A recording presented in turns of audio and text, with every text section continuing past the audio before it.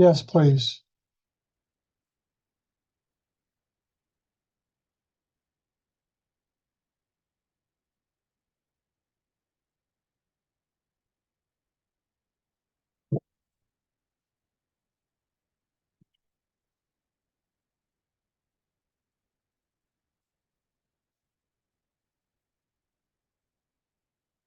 Okay, so we're being recorded now. And now we'll wait for people.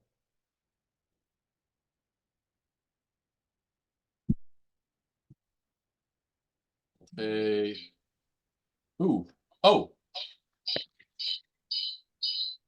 There you are. kill this. Okay. Okay, I'm gonna make you co-host. Suit yourself. You don't look like Carl. I have to change all that now. Okay, so you're able now to let people in. Okay. Do you like my rainbow over Notre Dame? I do. I also have a rainbow over UCLA. Can you interchange them under the rainbow? I gotta put you on mute. Dawn's calling me. All right. Mhm.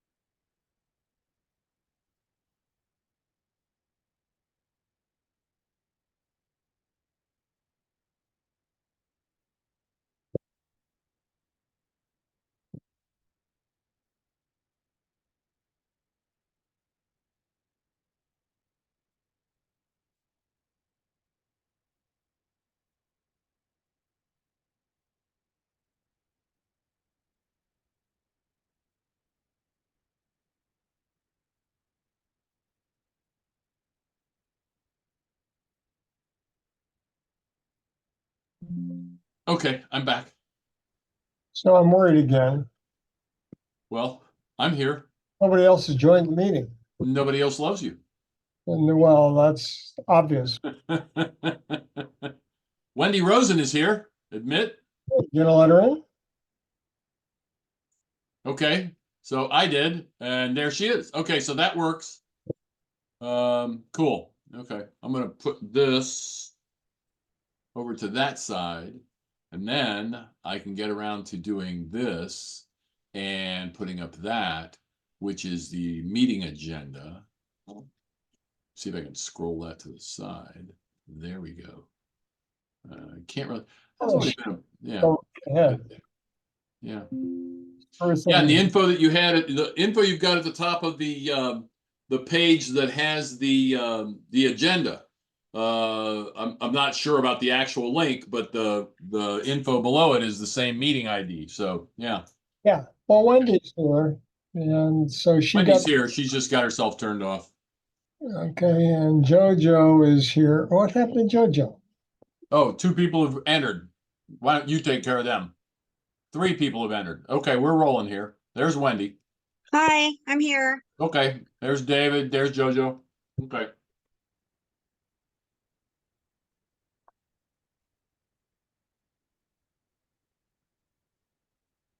Hi, David.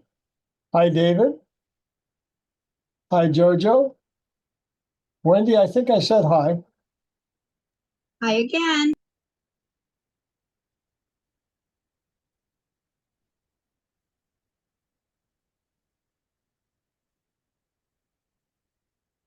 I think we're going to have 14 people have signed up for tonight's meeting, so I'm going to wait for a few more. There's Lewis. Here, I'm throwing a couple more in, and Susan.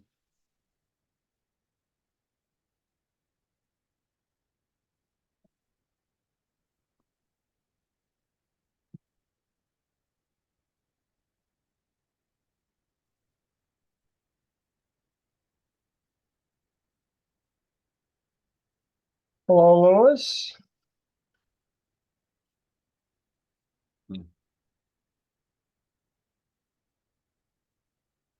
Hello, Susan. Okay, this is going okay. All right, here we are. Hello. Hello.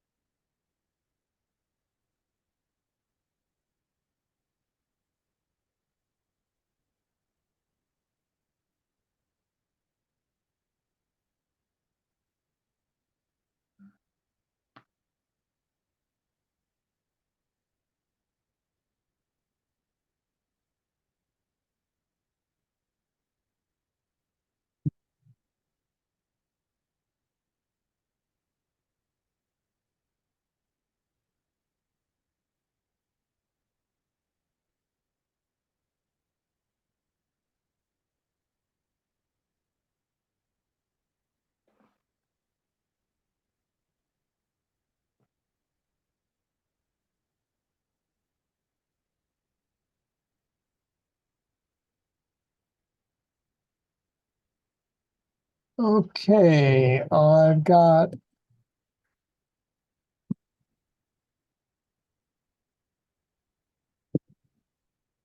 couple new people. I'm going to be sending somebody a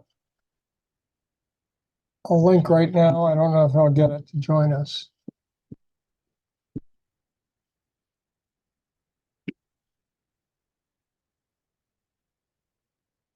I like David's image, David Jacobs's image, because he has many, many ideas. He's talking about all the light bulbs over your head, Dave. Ignore him.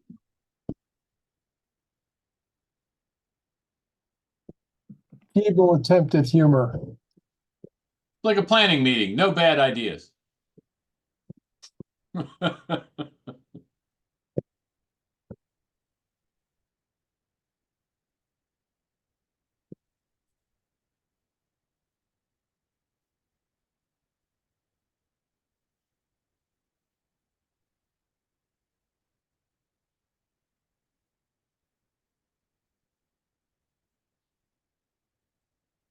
Hmm.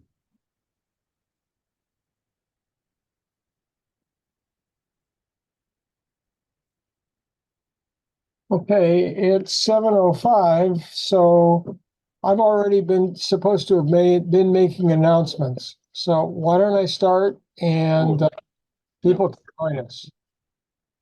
So welcome to the West LA Democratic Club Environment and Clean Energy Committee meeting. Thank you for all for being here. I hope your holidays were better than mine.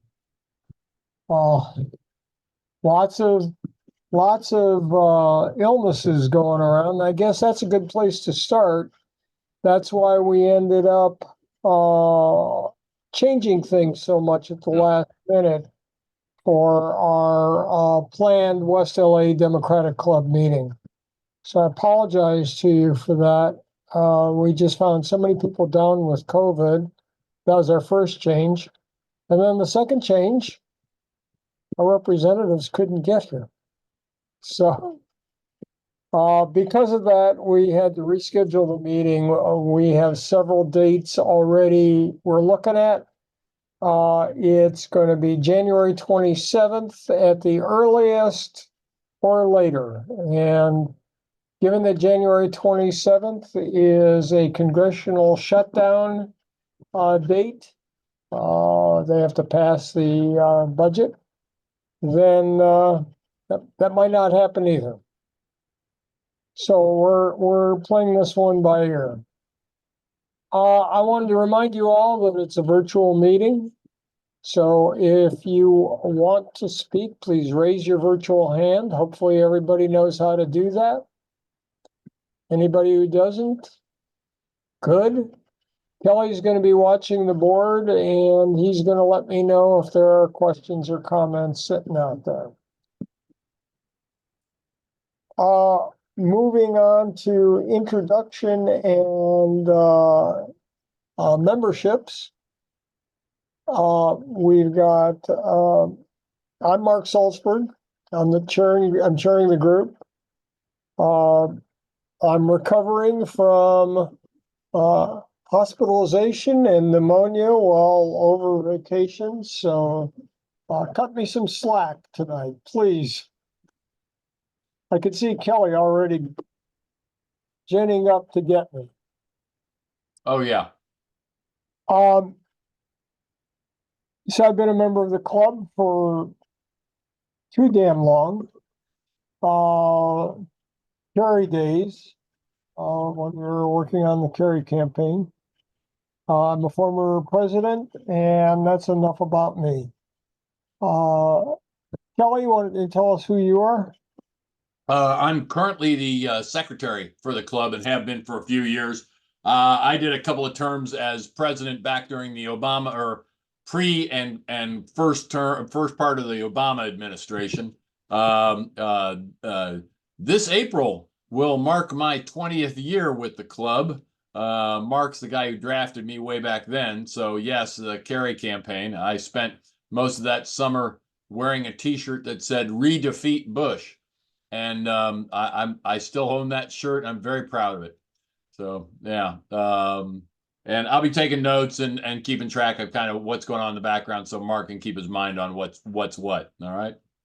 You got any questions or anything? We've got hand raised. You guys have run the Zoom meetings before, have done Zoom meetings before. If you've got something that you want to really get into, put it up in the chat, and I can see what we can do with it. All right. Thanks.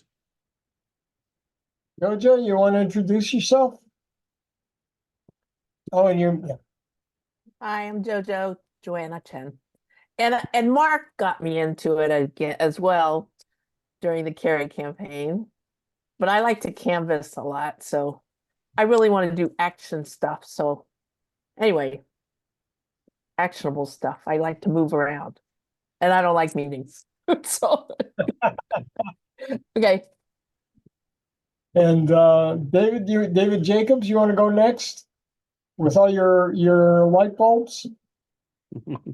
Yeah, so I have a number of I'm Dave Jacobs and I have many ideas. I'm in sort of work in environmental science in amongst other scientific enterprises at UCLA, and I'm interested in figuring out if I can be helpful without killing myself. Yeah. David Duncan? Hey everyone, sorry, I'm just getting over a bad case of the flu. Yeah, I'm David. I mainly work with like the Sierra Club, Citizens Climate Lobby, and other mainly environmental groups. Thank you. Louis Watanabe. Well, good evening. Yes, so I'm Louis Watanabe, and I'm a member at large on the board. Let's see. So I was 10 years. This year actually marks 10 years when I ran for the Washington State Senate to represent South Seattle to North Renton, and I came in second out of 8, losing to Pramila Jayapal. Let's see.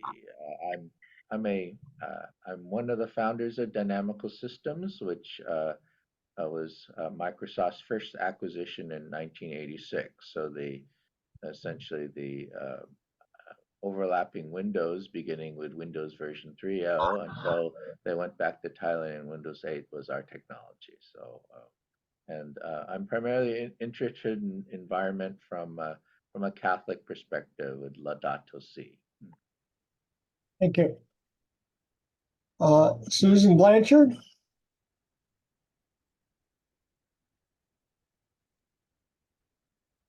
I see her, but I can't hear her. I just said I'm Susan and I'm the treasurer on the board. And I don't know, I haven't exactly decided why I'm here yet. You've been coming Well, up week or every month. We can't see you though that well. Something's weird with my Zoom recently, so and I'm gonna probably have to download it and reload it. Okay. Wendy, you want to introduce yourself? Yes, I'm Wendy Rosen, and I'm on the legislative committee. I'm on the legislative subcommittee for this committee of the Westlake Democratic Club and longtime Democrat, and just happy to be fighting to save this planet every way that I can. I'm gonna grab a call, somebody having trouble getting in. Kelly, can you take over for a second? Sure. So, let me kind of move this around a little bit, and look at the announcements here. Mark has, kind of gone over some of the other stuff. I'm We're here. also looking at doing a judicial forum right at the beginning of February, and in discussions that we had at the board meeting, we're looking at actually doing this over Right now. in two sections, either morning and afternoon on one day, or two sessions on a consecutive days over a weekend on a Saturday or Sunday, and that's probably the beginning of February. We may also be covering the one, the school district that's out here. I guess it's School District 1. So Mark, I just kind of finished up the announcements, and you've already done the meet and greet. So pick it up from the new project.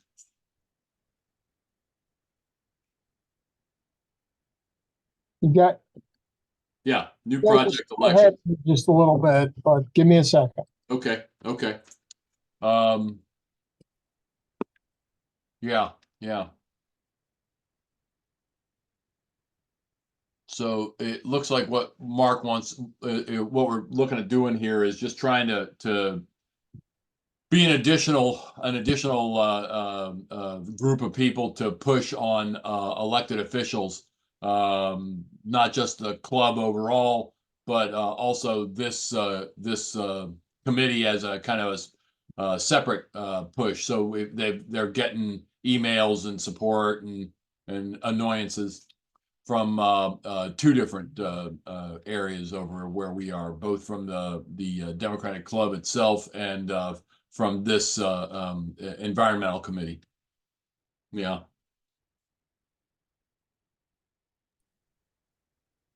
Over Hi, to you. everyone. I'm back. I'm sorry I was gone. Yep. I'm going to share my screen, There you go. and hopefully I will be sharing the agenda, but we'll see. I never know. Always an adventure. Yeah. No, it doesn't look like an agenda. Nope. Middle, right there. Yeah. Well, okay. So where we're starting is with a new project. And the new project is elections. And it's proposed at this point. And you can see what I wrote in the agenda. Basically, we've been learning a lot about climate change. We need elected leaders to implement mitigations for climate change and make sure that our environment stays whole. Yeah. To do that, I propose that we spend time on working with other groups, working with environmental groups who are already championing candidates around the country. We want to be able to join with them in campaigning for those candidates, and when possible, bring more volunteers to those candidates.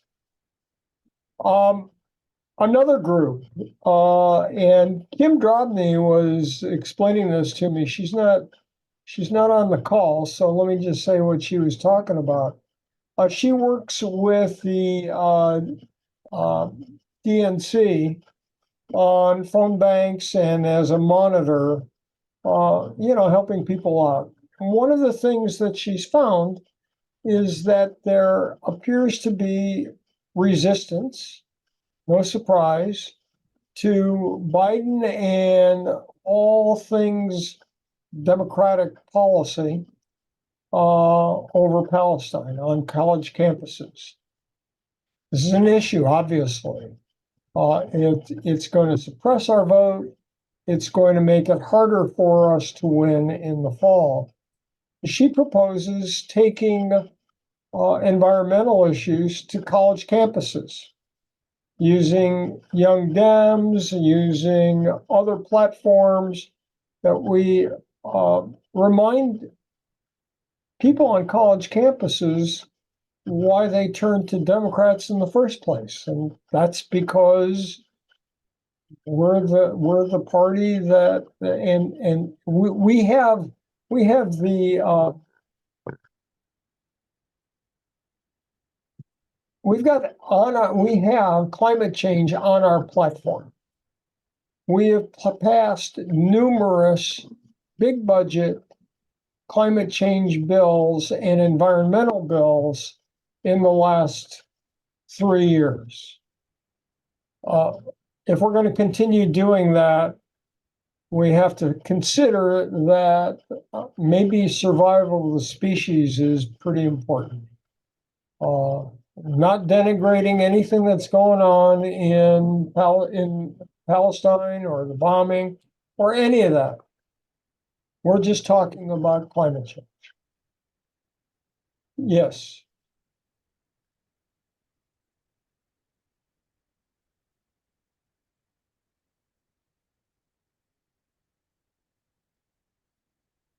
Kelly, Yeah. What? Can you let Barbara and Jack into the meeting, please? Oh, hang on a second. Oh, there it is. Okay, I had the pictures up over the yeah, there she is.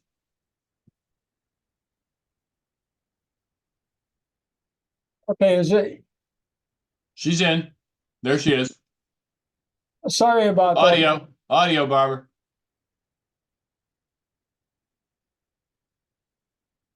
Okay.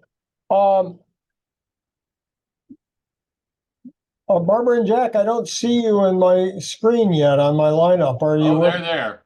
Yeah.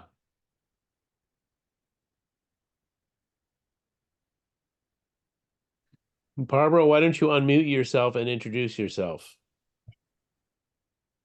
We're here. Hi, this is Barbara and Jack, and we're here. And Yeah, you're we've lovely. been members Okay. of the LA Dems clubs since 2004. Longtime members. Mark's a good friend of mine, and we are And now on mine. this committee. Yeah, and we're involved in many environmental activities. Thank you. So Barbara and Jack, I was just explaining the idea of supporting electoral activities for Yeah, people. we heard everything you said, Mark. Great. Okay. Another thing we can be doing right now is working for candidates that we think are good environmental candidates. This is not organized. It's not formal. Choose your own. I can help you find phone banks if you want to make phone calls. We are currently doing 2 trips a week up to CD 27, Congressional District 27, where George Whitesides is running unopposed for the Democratic nomination. He will eventually face, is it Garcia? Yeah. Yeah, a Republican that's been around 5 years too long already. So we gotta get rid of him. He hasn't been real helpful on many issues. What district is 26? Where is that? 27. That's the one that Chrissy 27. Smith has lost twice. Oh, okay, yeah. That's Okay. out. By a whisker. Yep. So Got you can volunteer right now to go up there and start knocking on doors. Mhm. And one of the great things about George Whiteside is he is a scientist. He was the second in charge at NASA. He's very familiar with climate change and some of its impacts. He's sponsored a bill on wildfires that, of course, have increased with climate change. So, it's kind of a no-brainer to support him, and we are in a good position with our background in environment and climate change to help him out on the ground. All of this, it needs to be organized. So Lewis has been working on a project to identify groups that we can work with that will enable us to just hopefully step in and start working for candidates. And Lewis will be explaining all that next month. In the Okay, good. I'm sorry? I said, great. That's fantastic. Okay. Mark, Susan's got her hand up, just Susan? so you know. I was just going to say, from what you said, I would think George Whiteside may have a much better chance to win that district in the fact that a lot of the people there are employed at the NASA facility on Edwards Air Force Base. That's true. Most people don't realize how Mhm. extensive the NASA facility is at that base and how many people there are, at least that used to be employed there. Now, maybe with the cutback in the space program, there's less. But I am pretty sure that what has given Garcia his advantage in the past has been his Air Force connection, because that does employ a lot of people. Almost all the civilian employees who work at that base live in Lancaster or Palmdale or in that area.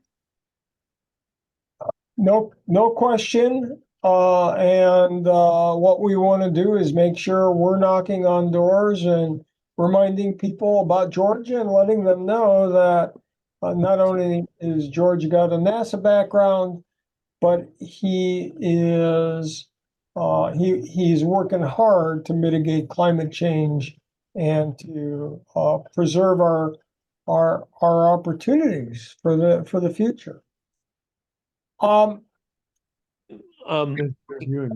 Questions? Mark, Kim just joined in. She just got here. That's because he's put it up there. He's Okay. sharing. See, share screen. Hi, how are you? Kim, we're just talking about the elections project. I've already explained your idea about going to college campuses. And I was just asking people if they had any questions. Hey, it's just a thought. Go ahead. I'm sorry, I didn't hear that.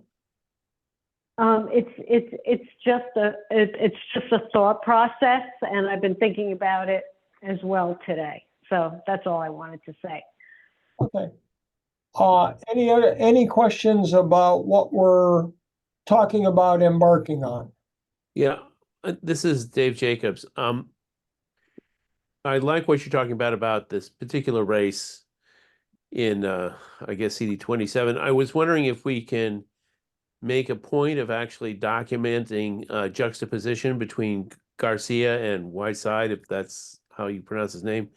So we can say how, in what ways Garcia is not climate friendly and Whiteside is, etc. And so I think that elaborating on that might be very useful, just to get more explicit propaganda in the hands of the people who will be canvassing, etc. Okay. And so I'm just trying to be operational about what can be helpful. That sounds like a really good idea, David. It does. I agree, and it kind of segues into another topic, which is in a lot of cases, we're going to be writing our own copy, writing our own messages, doing our own messaging, figuring out who to send messages to. So a component of this project is going to be publicity, no question about it. And this falls squarely into that, Dave. So thank you for bringing that up. And we can work on that during the next month and roll that out.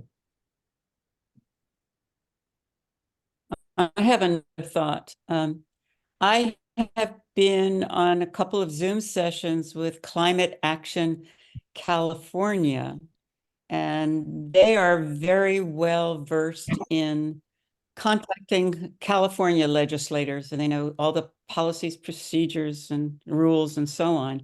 And they have said many times in these sessions that they are happy to give us information, give me information, anyone who asks them about environmental groups that we could work with in this case, and so on. I'm happy to look into that and see if something like that exists. From what I understand, we're looking to support environmentally friendly people who are running for the legislature, Yeah. federal and state. So Great. I again, thank you for the suggestion and thank you for stepping up. Okay. Let me jump to, because we've got a lot other things to cover tonight. But what I wanted to jump to was a vote for two things. First of all, we want to pause, and I've talked this over with JoJo. We want to pause the LA County sustainability project that we've been working on until after the elections. We didn't feel that it was really relevant this year as much as it will be next year and the year after. So the first thing, I guess, is to vote to pause the LA County Sustainability Project. Do I have a motion to pause it? Pause that project. Sure, I Sure. move that. Or second. Yeah, the motion's been made and seconded. All in favor, just say aye. Aye. Aye. Any opposed? Motion carries. The second motion then would be to implement a new project. You get all kinds of written stuff on it next month. West LA Democratic Club ECE Committee election participation. That's what I've been trying to describe. Do I have a motion to implement that project? So moved. Also, Okay, Barbara. moved and seconded. All in favor, say aye. Aye. Aye. I All opposed? Okay. So that's gonna become a major focus of what we're doing over the next several months, and more information will be forthcoming. One thing I do want to say before moving on, we will want a chair for that project. I will be happy to function as chair, and hopefully we can attract additional people to help out in leadership. The next item on our agenda is the Ledge Action Committee. This is Wendy Rosen's committee. We're planning Wendy is planning the first meeting of that committee for this Saturday. You can see on the agenda a link so you can sign up for the committee and RSVP for Saturday's meeting. Wendy, do you want to talk about that? I do. one of the sort of reasons that we all support Democratic clubs is so that we can elect the right candidates to these positions. But why do we do that? We do that so they vote the right way and that they, adopt laws and implement and enforce laws, right, that are favorable to our progressive values. So it's really important that we don't just focus on getting the right people elected, although that's very important, but it's also really important then that we monitor what they do. We watch the legislation that they draft. We, especially our committee, because we're the environmental and, clean energy committee, that we monitor all of the environmental bills that are coming.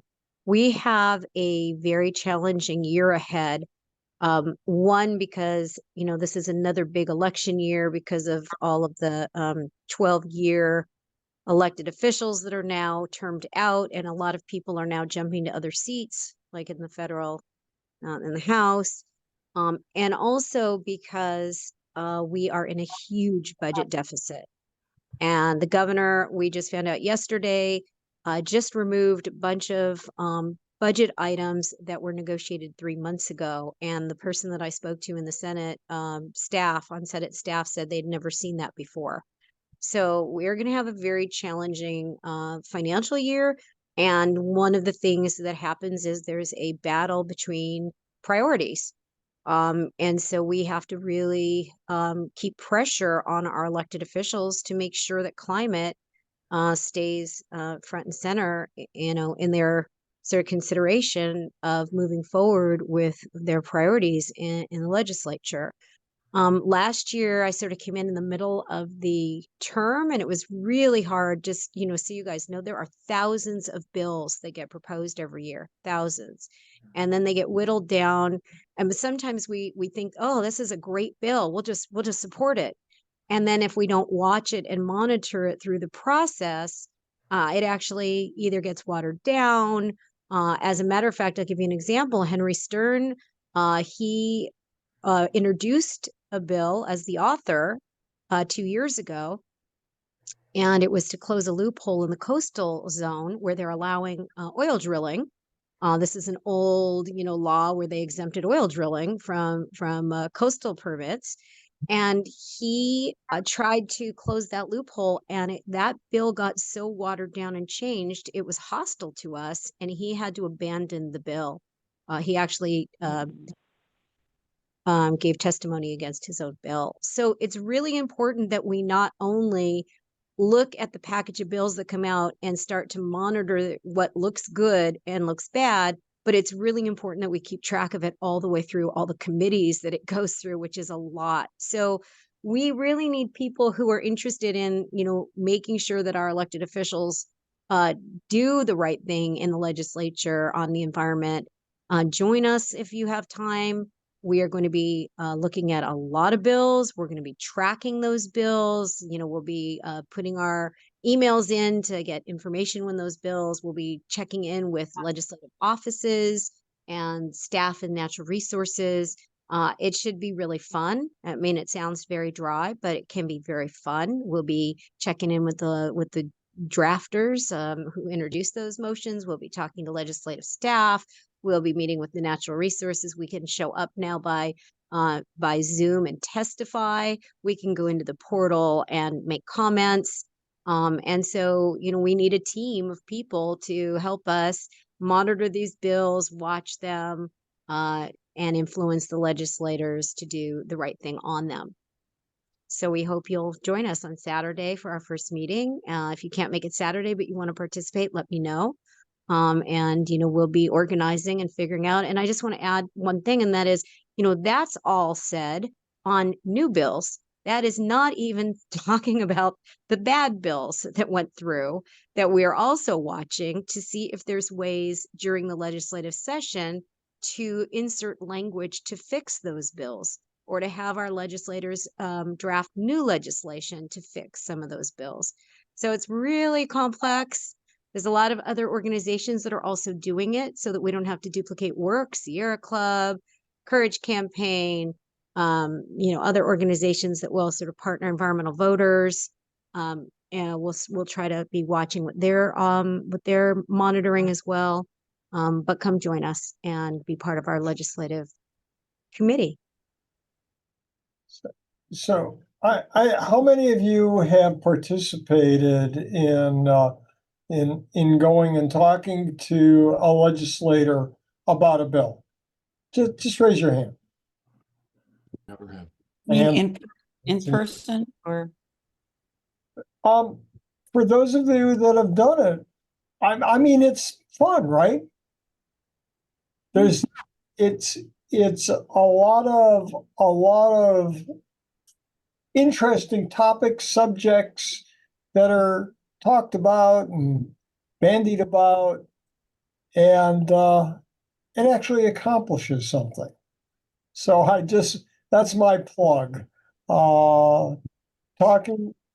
Talking to staff, talking to legislators, it almost always goes somewhere, even if you never see the result.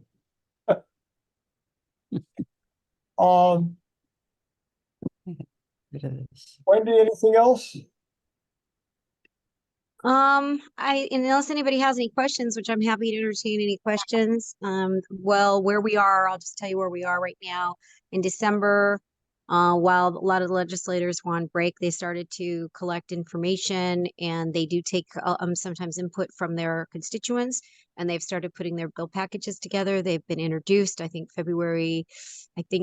January 31st is one deadline, and February, there's all these different deadlines. But so if we want to give input into any of these bills, we should start sort of thinking about that now. Yeah. We really should have started thinking about it in December, and we did. We have a chart of some things that we were thinking about, and Mark and I have talked about. One of the first things that we might want to do is reach out to the brand new Assembly side Natural Resources secretary, because that's Isaac Bryan, and get a sense from him of what his sort of priorities are. And so we're going to just start monitoring the bills as they're coming in. The other thing is that, we have an opportunity to really work with brand new members like Isaac Bryan to let him know what our priorities are. And my feeling is, even if we miss a deadline for the bills for now, there's always opportunities as these go on all the way through June, July, August for gut and amend. Once they sort of know what we're looking at, it's interesting how they all of a sudden find ways to slip language into other bills, or the next term they'll work something in that's important to us. So it's really important to meet these legislators and start to talk about what our priorities are.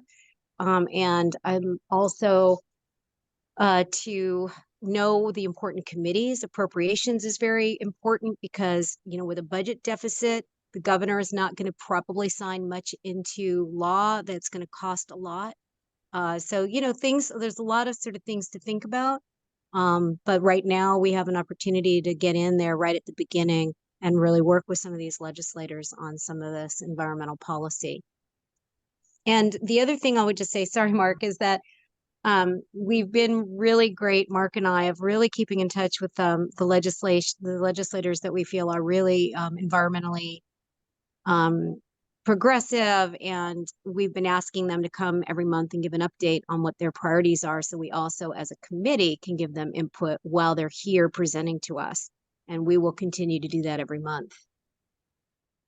All I was going to say is you've got your link. I put up, I don't know if you can still see it. I put up the document that we came up with last month as to the issues that we want to bring to legislators' attention. This is by no means a static document. This is going to change during the year. Last year, it was February when the CPUC started killing the solar incentives. So this is going to, this new subjects are going to come on this list all the time as subjects come off. So it will be a lot of fun if you want to get involved. Okay. You all have access to the link in the agenda. So please feel free to click that link and sign up.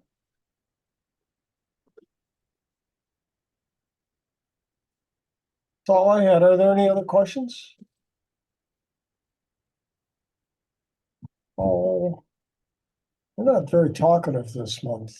Well, Mark, this is Barbara. I sent you a LA Times Right. article this morning that was in today's paper. Wendy, I think it's what you were talking about, the tax cuts, the environmental tax cuts that Newsom is going to impose, I guess. And it gives very detailed information about what, how much, and there are lots of knowledgeable groups and experts who comment on the horrid effect this will have. We all realize there's a huge deficit, but these are really crucial cuts that he's making at a time when time is of the essence here. So I can get that article out if need be, but it is today's LA Times. I believe it was page 1. It's a big deal. So It is a it's, big deal. yeah. And you know, I think somebody made a really important observation. Thank you, Louis. We're talking about, when we talk about the state of California, we're talking about the 5th largest economy in the world. We're talking about a state economy that is bigger than the country of France. Mm.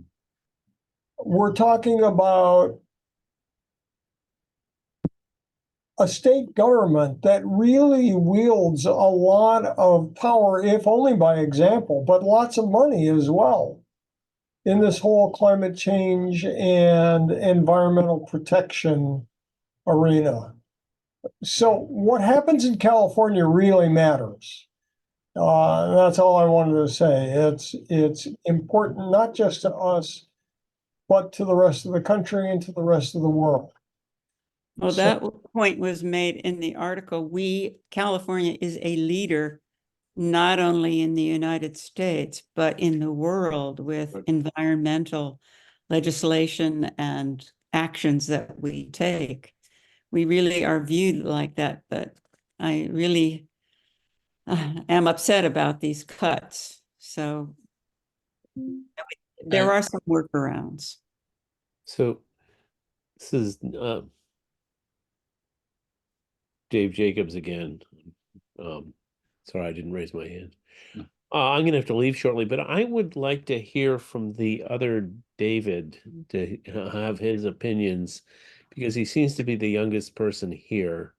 And we're talking about things like going to college campuses to get things done and things like that. But these are sort of perhaps apocryphal for, maybe not for myself because I work on one, but you know, what do we mean when we're saying that? So I'd like to hear his thoughts basically from a perhaps slightly younger person's perspective.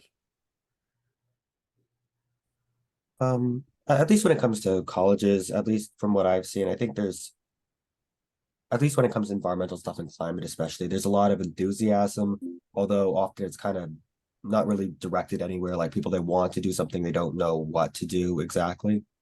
And also another thing I've noticed is that there's a very strong support for environmental justice, and especially you know, looking at how climate change and other issues disproportionately affect, you know, lower income communities in LA and around the country generally.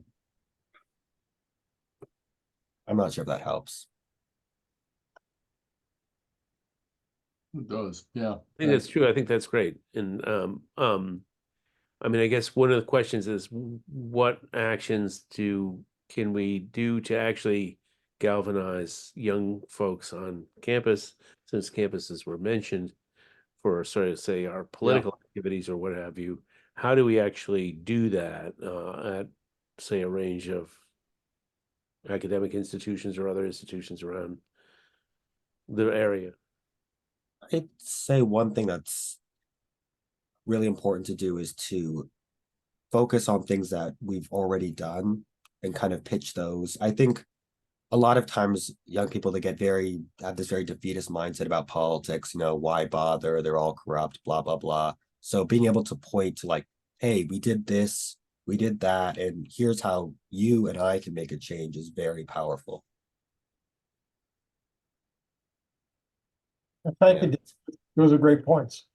I'd like to underline that kind of sideways from environment, but the idea that of going back and emphasizing. I was reading just a small thread today on I think it was on X, and the woman remarked on she was watching TV with her daughter, who was like, I guess 12 or 14, talking about how wonderful it was that they could get married. This gay couple that was on TV could get married, was part of the news, and they just kind of threw it off and everything. And the girl, who was like 14, just turned to her mom and went, "They couldn't get married before?" And we recognize the fact now that the Republicans are actually trying to kind of start rolling everything that has been gained over the last 40 years back, one thing at a time. But the idea that, there was a time when that was not usual. David, you're the youngest member of this group, and even you remember when it wasn't.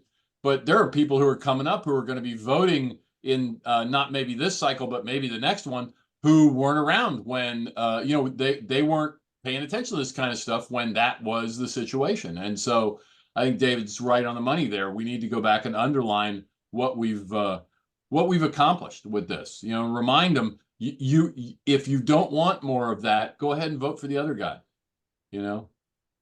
So this all reminds me of something that's way off topic, but I don't know, maybe it's relevant. My introduction to all of this was science fiction novels, and they were always talking about carbon dioxide, and they were kind of presupposing global warming. And but it's science fiction, right?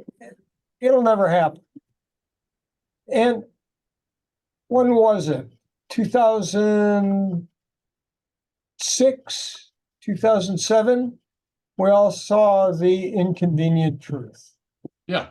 I mean, I think that was the introduction to most of us, David accepted, to the climate change reality. Yeah. And we've come a hell of a long ways from then to where we are now. It doesn't change anything about how far we have to go, but it's really the changes that have already occurred are staggering. Yeah. In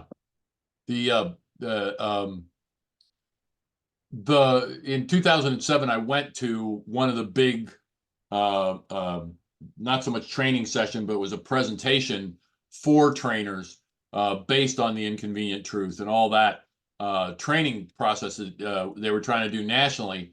And parked out in front was that GM car that they then went out and destroyed. I forget what the hell the name of it was, but it was the one that they built, they sold, and then they said, "Oh, we don't want to do that," and they got rid of it. And now, geez, I mean, I live over here in Venice, and it's like my next door neighbor is just, "Oh, well, we're going down to Tustin because we can get our new Tesla cheaper down there than at the place in Marina Del Rey." It's like, okay, fine. So now it's like, which dealer can undercut which other dealer for selling electric vehicles? Were you talking about the Volt? Oh, no. Way before that. Way before. I have that video if anybody DVD, you know what I'm talking wants. about. Yeah. Who killed the electric car? It's the EV1. Right, the EV1. The EV1. A friend of mine said it looked like a dropped cookie. It's just all soft and kind of. But to take this back to environment, there was another article. I wish I could find it. I will look this up. But in the sense of legislation, there's an issue that we're going to have to deal with, and once again, California possibly leading the way. A lot of your not road construction so much, but road maintenance is being funded by your gas tax. And a electric car is just as heavy as anything else, especially with all those lead batteries and lithium ion batteries in it. But it doesn't pay any gasoline tax, so it's essentially riding on the freeways for free, other than, we're all paying registration fees. So the question now is, okay, well, how do we get them to pay their fair share, especially as they become a larger and larger, and intentionally the government is pushing for that to be, I mean, what is it, 2035? They're not going to sell ICEs in the state of California anymore, at least not new. So, how are we going to pay for maintaining the roads? So here's a tax or fee or whatever you want to call it situation that we're going to have to address, and we're going to have to address it pretty quickly, because part of the article I was reading surprised me by saying California's got we rank like 44th out of 50 in quality of roads among the states of California. We're running hard up against places like Mississippi and Tennessee or something. So not a proud moment to read that, regardless of where the money's coming from. So, something to think about. Kelly, I encourage you to join Wendy's Yeah. committee, and Yeah, I intend to. And besides, it's going to be raining on Saturday. So, hey. one of the things I wanted to talk. Go ahead, Jojo. I'm sorry. Well, it's not going to be raining where I am. I'm going to go to Palmdale on Saturday and canvass for George Whiteside. Oh, there you go.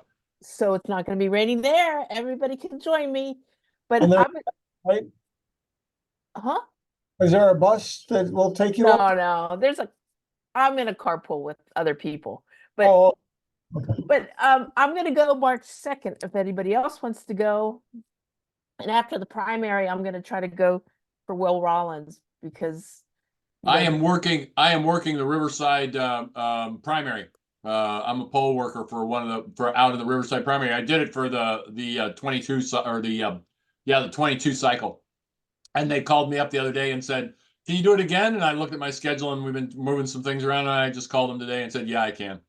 Well, anyway, I'm just canvassing for these guys that are environmentalists, and after the primary, I'll canvass more. Right. I've been walking around with a Will Rollins bumper sticker. I took one off after the last cycle, and I want to put it back on. I got a new one, and I'm already on the monthly donation cycle for him. So yeah. One of the projects or the ideas that we should be talking to legislators about was something David brought up. Duncan, we were talking about. I think we were talking about comfort of mass transit users and their where they wait for buses, where they get off of buses, all that stuff. And we have to take that idea a lot further, but one of the things that I was thinking about today actually was, with last year being the warmest year in recorded history, perhaps the warmest year or one of the warmest years in the last 100,000 years. Yeah. With the possibility, nobody knows yet, but with the possibility that 2024 could be even hotter. Yeah. And what does that mean to people sitting on a bus bench in full sunlight, waiting for the next bus to come when it's 110 degrees? Right. What do you guys think about that? I mean, it's a huge deal to me. I mean, I'm thinking about, and we never talk about health costs. Go ahead, David, you're looking like, what did I say?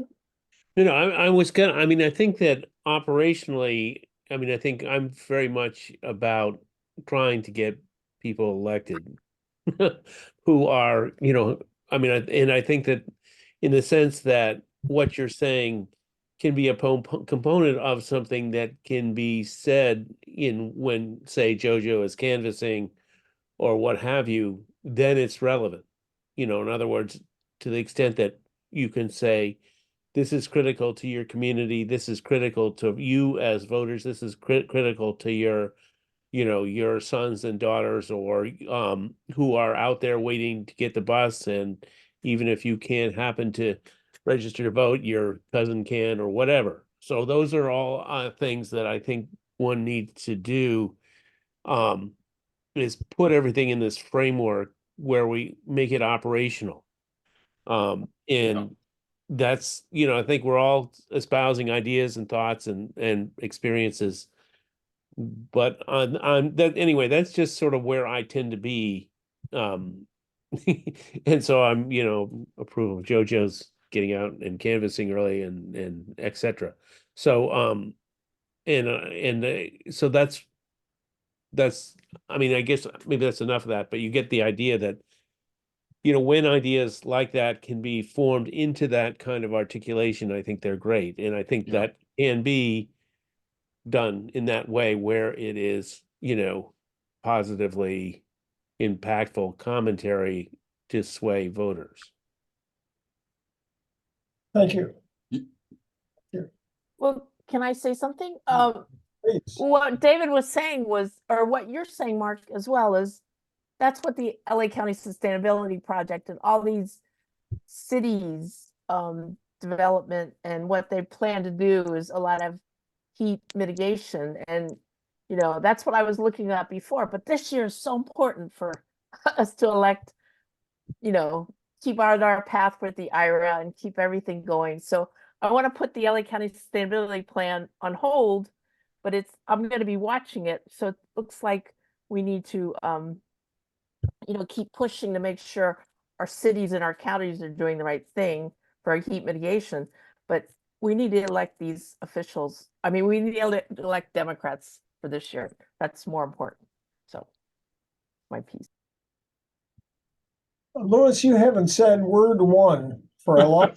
I'm going to call on you and put you on the spot. You're right. All right, so I'm looking at the things I've done and how it fits in this. So my experience with legislation started with education bills in Olympia.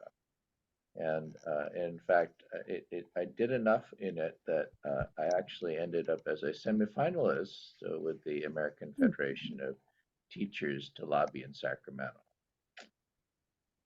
So, filing bills is a good thing. So I do know I do enjoy it. I have been to Sacramento with ACLU to advocate on bills particularly from an immigration standpoint. And I've been to Washington, D.C. with the U.S. Conference of Catholic Bishops to advocate on immigration-related bills. So, and I know that immigration is, a lot of the migration that's going on is actually very much affected by climate change. So I'm kind of figuring out how to kind of walk myself into this because right now I am working with Clergy and Laity United for Economic Justice, which is primarily I've known them from immigration, but they're very much working with the hotel workers. So I'm kind of embroiled in that. So I'm trying to figure out how to phase things, to wind certain things down in order to wind other things up. Mhm. Yeah. Other comments about last year being the hottest on record? That doesn't guarantee that next year or the year after will also be the hottest on record. It's just this change is going to be eventful in the sense that there will be events and we will remark on the events. rather than continual and a march towards extinction, if you want to put it that way. There will be, I mean, Raise your hand. Second, when he finishes. go ahead, Kelly. When the expo line finally got here and it made getting from out here, just when it got to the Culver City location and made getting to the museums, the Natural History Museum, the one that our gal is running down there now as part of her sinecure, running that whole exposition park, and then on into downtown LA and getting to go to shows down there. It was wonderful, but I still had to get in my car and drive down to Culver City. And there are these wonderful buses that go up and down Venice Boulevard. And my wife always points out, Kelly, you're tall, you're white, you're male. The bus is always going to be safer for you than anybody else. But standing out there on the side of Venice Boulevard is not entertaining, even on, even near the beach. And it's certainly no picnic when you're standing around at night or in the middle of the day down in Culver City waiting for a bus to get you home. I have been to Madrid and seen what they do with bus stops. I have been to Paris and ridden the buses there. And part of it is just the culture that these are acceptable modes of transportation for everybody. And part of it is exemplified by the stands that they put on the side of the road, where the stations are essentially permanent. It doesn't move from year to year. Oh, we don't like the way the city's moving, although those are situations that need to be addressed. I would really like to see a little bit more of what Mark was mentioning with the heat mitigation, as by creating places that are a little bit more amenable to people standing around and waiting for a bus to show up and take them to the next point of connection with another bus, or connection with getting them to their home, or getting them to one of the transit lines. And the problem here is that, and I was quite consternated by the article that was written on these new little palm shade stands that they have, where they put this ever so narrow bench and this ever so narrow perforated fan that sticks up in the air. And it's because that's as much as the city can put out on the street without having to pull like permits from 7 different agencies. And, it seems to me that one of the things we need to do is work on trying to just streamline that situation. My wife wouldn't ride a bus to save her life unless I get on it with her, simply because when you get off at some street corner to change buses, who the hell knows where you are and where how long you're going to be standing there. The online stuff is a lot more useful now. You got apps that'll tell you, yeah, you're stuck here in the middle of nowhere for another 20 minutes, but you don't have any sense of safety because there is no bus stop. There's just a pole with a sign on it. There's all sorts of ways that this could be mitigated, starting with creating some shade and then cameras and all that kind of stuff. But environmentally, this is getting people out of their cars, even if they're electric, and getting them into mass transit. Can I suggest that you work with David on that? This was initially his suggestion. Which David? David Duncan. Hey, okay, I'm up for it. Mark, you've got it. Were you on the Venice Council, Venice Neighborhood Council, when it was grassroots, when we were trying to get just the JC Deco stuff into Venice for like bus stops and maps? Kelly just said French. Nobody understood you. So let's move. I know that Barbara and Jack have been trying to get a word in edgewise. Okay, so I'll shut up now. Yes. Yeah, I just wanted to say, I don't know how many of you are aware of the Union of Concerned Scientists, and they have that calendar that they put up regularly, how many minutes we are to a nuclear disaster, and sometimes it moves a little bit. And it seems to me that if we could develop such a symbol about the increasing heat of climate change, that would become like the UCS nuclear clock, that would that could help get the word out to college students, to the public, to all sorts of places. It would be just a simple thing. It might be on our website. Maybe we could get news stations to pick it up. But it seems to me we need to hit a couple really big things like this that get out to the public and make us known. Good thought. Yeah. Anyone else? Kim has her hand raised. Kim? Yes, hi. So, I'm thinking about, how to engage, people for the election and, David's, comment about, sharing information about what Democrats have done, regarding climate change. So, I found, the DNC, let me get back my computer, hold on a minute. The DNC has a dncclimate.org website, which I'm going to share. And in it, they have all kinds of activities that people can participate in, including sharing information on social media. They have their platform, they have the support who supports, who works with them. And this may be a good source in terms of disseminating information, at least on social media, and a place where we can pick up links and memes to send around.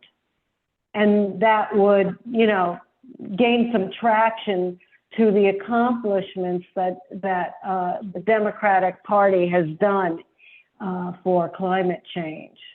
So I'm going to share the link in the chat. Okay, thank you.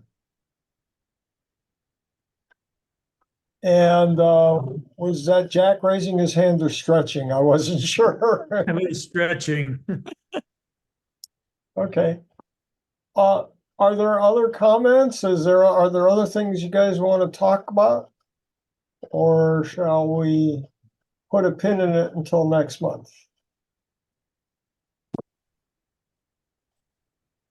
Sounds like we're going on. Go ahead. Seems to me, and this is one of the things that I find concerning, is all we talk about are like things that require big investments from the government and laws being passed, and no discussion of what I as a person or you as a person can do. It seems to me that we need to make people realize there are things they can do as individuals that would help the situation, and not just only the big things. And I don't know if I have the right if I'm using good terminology that makes sense to anybody but me. One of the things you might want to talk to, one of the people you might want to talk to is Kim, who is pretty interested in microforests. And that microforests can be done with. But I'm thinking about things like in the book I gave you, where they talk a lot about the consumerism, the way we shop, the fact that we buy 20 things when we maybe should be invest in and throw 10 of them away. Whereas maybe if we just bought 1 or 2 of better quality, that would make things, we would use less raw materials. We would really use less manufacturing. I mean, those are little things that everybody can do. If you're, I've had the conversations with people about when they're redoing things in their house, are there things they can do that are more environmentally friendly without having to go and redo their whole house? I mean, if you're going to repaint a room, you can use more environmentally friendly pigment. I don't think we stress the individual kind of things that you as a person can do without making a huge investment and waiting on the government to pass legislation. That's the point I guess I'm trying to make. Yeah. Yeah, I would just say I'm finishing a book up, How the World Really Works. And the guy who's an economist, has anybody else read that book or familiar What's the with it? book? What's the title? The title is How the World Really Works. Slav Klim is his name.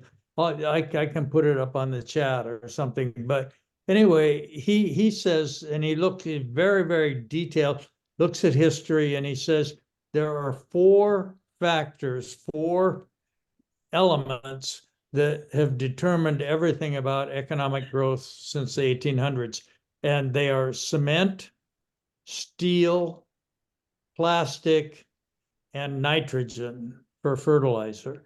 And he goes through this book and he shows the huge amounts of money that are devoted to concrete in China to build all those skyscrapers, and the huge amounts of cement that are spent on paving the freeways in the US and so forth.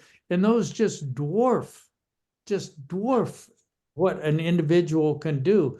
So, Barbara and I are careful about our use of water and so forth, but Yeah. we have to stay focused on the really, really big factors, including global warming, because all these, the other groups, the other countries are not going to want to give up on building highways, not going to want to give up on making steel or plastic. Yeah. So I'm a big picture person. I think somehow we need to try to get those points across to legislators and to the public. Mhm. Well, look, got a good dynamic going. You and Susan can work things together. Jack, I put that the link for that book up on the chat. You Okay. definitely have to take the big picture things. I get that.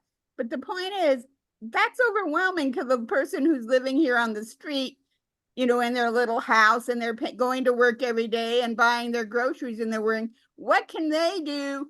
It doesn't require one of those big, they can't tell the world not to build new highways because they need the highway to drive to and from work. They don't have any control over those things. There are things that people can do that they have control over today now that they can do, not buying stuff that comes in from foreign countries. I mean, I try to look at where things are made when I buy them. Don't always do as good a job as I would like, have done better jobs done a better job at it at better times, but I try to make sure. Let's see, is it having to be shipped across the ocean from China or India or, Yeah. whatever? Those things all contribute as well. There's a company here, there's a company that I read an article about. There's a woman who's collecting old jeans and recycling them to make new clothes. I came across a store in Pasadena that collects, if you're a crafter and you have leftover materials, you can take it there, donate them, and then they sell them to somebody else to use on a project they have. Those are things that a person as an individual can do and not feel overwhelmed. The other stuff is important, but if you're just the average citizen, it's a bit overwhelming to you and you don't see how you can accomplish anything or do anything. Well, we're a committee of the Democratic Party, and it seems to me our message needs to be, we can help do these big things. Yes, you can recycle, you can do this and that, but we, the Democrats, are working on attacking the really big problems the government has to attack. I think the fundamental part of this whole committee, this whole message, is that we, the Democrats, see this big problem and we're working on it, and we can get some answers. I wanted to briefly, I'm gonna really have to go, but I wanted to briefly return to the theme that I was espousing. And I've been only around for a few election cycles, canvassing and stuff like that. Basically since the year after, since 2018. And what I've been sort of impressed by is the lack of interaction between or outreach or effective use of college students. And so, I teach at UCLA. I didn't really figure out what to do about it. Maybe it's all my fault. But we need to have a bunch of young people go with JoJo out and canvas. That's what we need to do.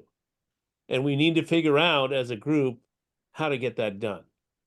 And that isn't, it shouldn't be rocket science, but it seems to be pretty hard, or at least it doesn't ever happen. It has never happened as far as I can tell, even though there's many schools right around West LA with thousands of undergraduates, many hundreds of whom probably could be convinced to get in a vehicle. They might not have their own and go somewhere on canvas. And if we can do that, that's a big deal. And we probably can't because I don't see it having ever happened. But I'm just putting that out there. Let me throw in one example that I got when I was in high school. Hang on a second. Well, okay, sorry, Mark. Go ahead. Yeah, I just wanted to say, David, I know you have to leave, and maybe others will have to hop off as well. I do want to say, look around this Zoom space, and we got 10 people here. Yeah. 11. This isn't enough. So please, for next month, please bring a friend. Please ask other people. David, you should ask all the people under 40 that you know. It's really important if we're going to embark on these projects that take a lot of people. So I just want to throw that in. Sorry I cut you off, Kelly. No, when I was in high school, there was one of our the philosophy teacher, the guy who taught us international relations through playing the game of Risk and things like that. Very eclectic. Later on, he won the Ohio lottery and said, "I'm out of here," and literally quit in 24 hours. It was amazing, Mr. Osborne. But one of the things that he pointed out to me, I ran into him a couple of years later, and we were talking about this because he knew my dad was in politics a lot. He had in school. I go back to mine. David's far more recently than I am, but the school you're studying in very small chunks, and you get to graded on how well you know this part of it. You get a test, you get points on it, you work on that, you get to a credit point at the end of the semester, the end of the quarter, where you get the credit for it, you move on. You're constantly being driven by really, it looks like long, but it's very short-term goals. This is very different from what's going on in politics, where a lot of this stuff is moving, literally on, look at the 50-year plan the Republicans have put in place that finally got, the abortion rights overturned. But one of the things that he did, and I adored this, was on the points basis that where, you could get extra points. So you only got a B plus, but if you got 5 more points, you could get an A. Voter registration forms. You brought them in and you showed them to him. And he'd take photocopies, but he wrote down every name they ever brought in. So one guy tried to actually bring in the same set twice over, a month later. He got busted for it. And Mr. Osborne actually took 2 points off of one of his tests and said, you had a B plus and you screwed around. But there's something that's very simple and very short term. The idea, it's very transactional. Get somebody registered to vote. I've always, it's the first step to getting somebody to vote. Then you get them to vote 3 times, and if they vote for the same party 3 times, they're yours for life, quote unquote. But it's a small short-term goal. It gets a thank you and a you've created a legal record. You've gotten one more person to come to the polls, and that may be a good place to start, where you can get students involved in something, because it's not long term. You actually see the result of your effort literally at the end of your day. That was one of the things he pointed out to me. I always kind of remembered. It's why I do very much enjoy doing voter reg. Yeah. Don't the high schools still around here still give credit for doing that during election years? Oh, this was back in Ohio. I have no idea what happens here. I know during the last election cycle they still were. Cool. I mean, the kids could work as part of because the high schools in LA at the time, and I'm assuming they still do, you had to do some community service before you graduated. And one of the things they counted was voter registration and phone banking. There you go. They There you go. discouraged, they Can I didn't say- encourage the going out knocking unless they went with somebody with other adults, but Yeah, they yeah, did encourage yeah. the phone banking. Because I know Democratic Party for San Fernando Valley used a lot of them. Right. Jojo, are you with? Jojo, yeah. So have you guys heard of Next Gen America? No?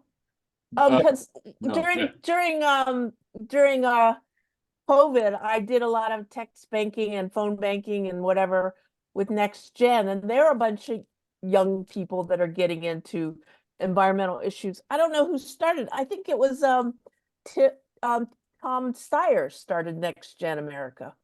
That's And, right. He did. That's right. And Yeah. they have a lot of, but it's national. I can't find anything local or California. So I don't know if there's any Next Gen America chapters here in. They're based out of, I believe they're based out of Sacramento or San Jose, somewhere up there. But if we can latch onto them, I don't know. And California Environmental Voters is another organization that does stuff like that. But I'm just, trying to levy off of what David, who went away, David Jacobs, what he said. And going back to Susan's statement, it's really a tripod. We have to work on 3 prongs: personal responsibility, corporate accountability, and legislation. Yeah. And you got to work on all 3. You can't just say, and I get you why you're saying, we have to do all this using less materials. That's why I gave away all those Christmas ornaments. Holiday party. I was repurposing. It's good to repurpose. And there are a lot of organizations, or there are a lot of groups out there that are repurposing and stuff like that. But anyway. I agree. I just wanted to say that I'm not familiar with Next Generation America, but there is the Sunrise Movement, and that's young people across the country. Now, I haven't had much success in communicating with them. I've sent 2 or 3 emails and saying, here's an idea, can I talk to you, and so forth. But it seems to me that they are one of these organizations that we can get in touch with to bring young people into this, which we really need to do. All of us have white hair, well, except David. But Sunrise, we got to transition from protesting, because I think Sunrise is really into protesting, right? I'm not sure, but into electioneering, and not a lot of people, not a lot of younger. That's why Next Gen was into the electioneering part. But anyway, It's 8:25. Yeah. On my watch it is anyway. So if you want to keep talking, we can keep talking, or if you want I'm to, toast. free to go. But I think the meeting for the most part is come to a close. Our next meeting is tentatively scheduled for February 15th. It will be 100% Zoom, just like this one. well, I won't be there because I know. Tell us all what you're going to be, Jojo. I'll be windsurfing in Bonaire. So In where? Bonaire, Where's that? it's north of the Caribbean, and Oh. I mean north of Venezuela in the Caribbean. Okay. Okay. So that's really my main focus. Why I don't want heat, because heat stops the wind from blowing. So You should try, if that's a sport you like, yeah, that's what I've been doing. look this one up. La Torche in Brittany, in La France. La Torche. Okay, It's an 12-mile long beach, and they windsurf there all year round. They have international competitions there. I've gotten to see. I've never heard of it. Okay, LA space TORCHE. Okay, well, so Yeah. you guys have a good meeting next month. Sorry. Yeah. See you guys. I'm gonna wrap up, Mark. Okay. Thanks, Okay. Did everybody? I will copy the chat. We'll save the chat because this is being recorded, and we can email it around and post it if you need it. But grab all the links before you go. All right. We will have the video posted, right? Yep. Yep. As soon as we get done, I'll start downloading it.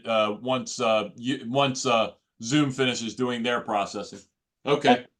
See you guys. Bye, everyone. Hey, Okay. David, I'm bye. going to get in touch with you about this bus stuff. I'll send you something tomorrow. I'm done for the day. All right. See ya. Bye. All right. That worked out, Mark.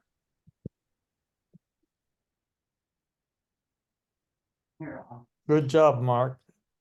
Thank you. I'm going to end the meeting now.